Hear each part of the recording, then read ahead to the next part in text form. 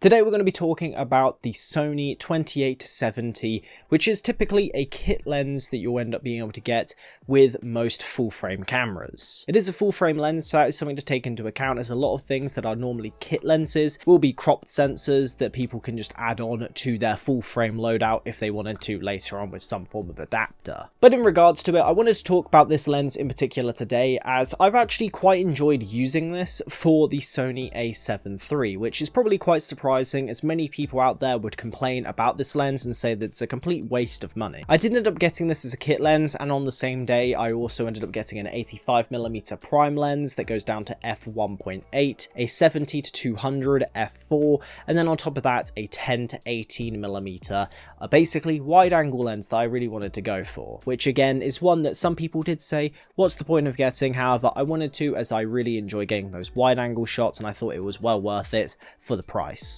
And we'll get back to that in just a moment. I just wanted to shout out minimaldesigns.com, which is linked down below in the description. It's my company. If you are in need of a slimline wallet made out of genuine leather that looks absolutely amazing and is amazing in terms of its build quality, it now ships worldwide for £5 extra. So if you are interested, make sure to check it out, link down below in the description. And we'll now jump back into the video. Now today we are talking about the 28-70, which in my opinion is the perfect focal length for a lens. Across the board, if you're going to be starting into photography, this thing right here will allow you to do videography and photography quite well, considering the actual range of ability. The only downside to this lens, in my opinion, has to be the aperture and the fact that it will change depending on your length. So if, let's say, you are all the way out to 28mm, what this will do instead is bring you all the way down to f3.5 if you chose to, whereas if you go all the way up and you crank it all the way to 70, you'll be making your way up to a lowest of 5.6.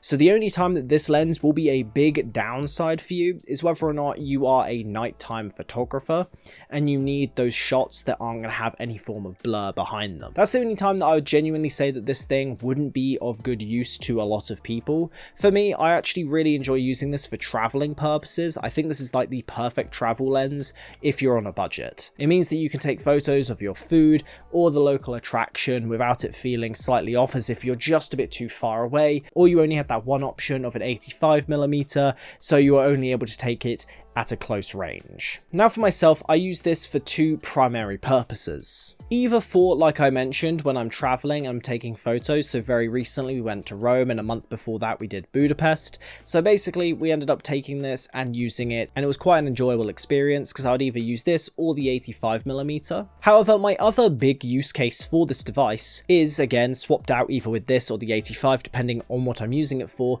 which is for recording B-roll and more specifically overhead shots. I use this primarily because I don't have to then have the camera all the way up. I only use the 85mm for overhead shots if I'm really wanting to get specific sort of shots when I end up going all the way down to that f1.8. But if it's, let's say, a regular unboxing, then I'll just use this, as it doesn't require me to have everything blurred out and being able to get those really close in shots. And the last point that I wanted to make, as someone who was a Canon user for a very long time, and I never know, I could end up going back to Canon in the future if I get something like the ESO R5. That thing is like my dream camera eventually, but for now I'm now back onto Sony. But in particular, I've really enjoyed using this over, let's say, the Canon kit lens, which everyone knows which one I'm on about.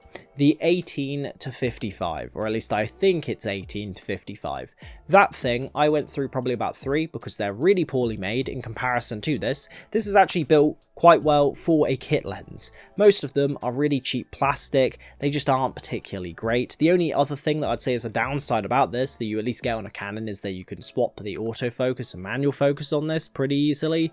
However, again, it's not really a big issue because you can just change it in your settings on the camera. But overall, when it comes to it, I prefer this so much more than an 18-55. I think a lot of people definitely overrate the fact that you can drop all the way down to an 18mm shot. The reason why I think it's overrated is because most people, if let's say you're wanting to record, which is what a lot of people end up buying these cameras for with a kit lens, then realistically 28mm is perfectly fine. You hardly have to have the camera that far away from you. I shoot on the 85mm for anything that's A-roll, for example, for these sorts of videos, so it ends up giving that nice blurry background. However, the biggest downside is that it has to be about 1.5 meters away from me to be able to get this shot as you're seeing it. Whereas this, I could put it on a 28mm and have it an arm's reach away from me, and it'd be perfectly fine. So I would definitely recommend this lens in particular if you are a Sony user, or if you're questioning whether or not to get the kit lens with the camera, or if you should get the camera and then pay like double